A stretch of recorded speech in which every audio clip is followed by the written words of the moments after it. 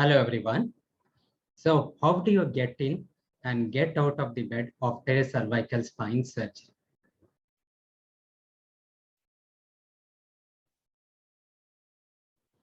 How to get in and get out of bed after cervical spine surgery are anterior cervical discectomy and fusion. This is very important because after you underwent a cervical spine surgery, particularly the anterior cervical discectomy and fusion or anterior cervical carpectomy and fusion, your surgeon would have placed a bone graft or a cage filled with bone graft in the place where either the disc is removed or the vertebral body is removed.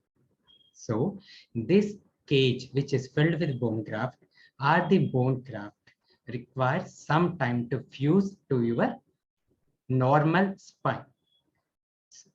In addition to bone graft, your surgeon would have placed a plate with few screws in it. So for the initial 3 months after a cervical spine surgery, this bone graft slowly fuses and forms a solid construct. So during this time, it becomes imperative that we restrict the movements happening in between this vertebrae. So this explains why it is very important for you to learn how to get in and get out of the bed after cervical spine surgery.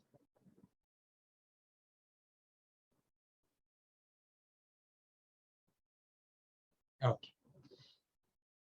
See this picture very carefully. Okay. So this patient had a cervical spine surgery. When you're trying to get into the bed,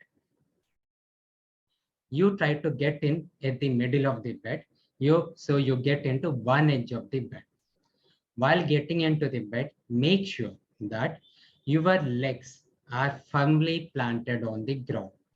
For this one, the bed should be of appropriate height. It should neither be too high nor too low. It should be of appropriate height so that your legs firmly rest on the floor when you are trying to get into the bed. Second important one, keep your back and neck as straight as possible. Do not slouch. Thirdly, if your surgeon has advised a cervical collar, do wear it. Particularly if your surgeon has advised a hard cervical collar, do not forget to wear it when you are trying to get into the bed. Now, second one, how do you lower yourself onto the bed? Lower down onto the bed, taking support from your elbow and also from your hand. Rest your hand on the pillow. Support the weight of your body on your hand and slowly come down. Slowly come down until your head touches the pillow. These movements should be gradual, steady. Do not make any rapid movements. Do not make any jerky movements. And during this maneuver, ensure that your body, that is your trunk, neck, and head are in line. Do not let any twisting movements happen at your neck. Once you are on the bed, now you can freely move either to the right or the left or sleep straightly in whichever, or sleep supine in whichever way you are comfortable. But what is important precaution you have to take when you are rolling over?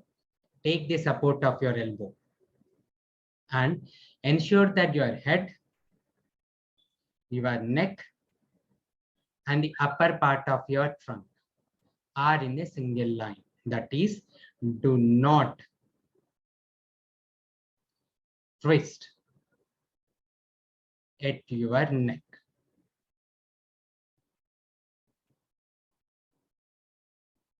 Am I clear? Do not twist at your neck.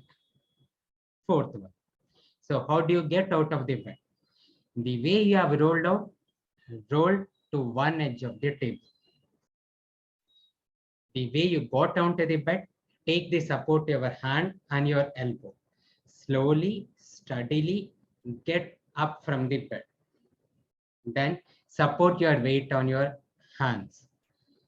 Slowly put your legs on the floor. Let them implant your feet firmly on the floor. This completes your coming out of the bed. Then you can slowly and steadily get onto your legs and walk. So these measures are very important and they significantly influence the outcome after surgery. So do ask your surgeon, do ask your physiotherapist. Usually it's the physiotherapist people who make you sit, make you walk, make you stand after your surgery. So usually they'll explain you these things in detail. And if you have doubts, do not hesitate to ask them and follow these measures. Thank you.